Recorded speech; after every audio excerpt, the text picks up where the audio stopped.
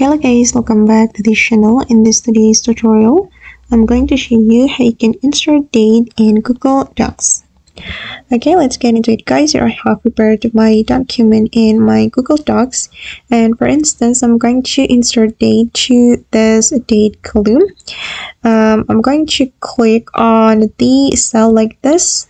If you want to insert date, you can click on the part of your document that you want to add the date to, and I'm just going to add the date right here. So I'm gonna click on this column or the cell, and we can go to the insert menu and select smart chips. Okay, and you have to select placeholder chips and select date. Okay, and then just click on the date and you will be able to choose the date you want to add to your document.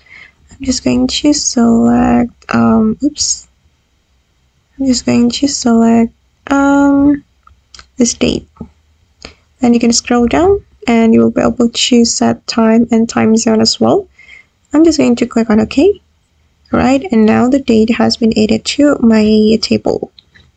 Alright guys, and that's all the way to insert date in Google document. I hope this tutorial will be useful for you.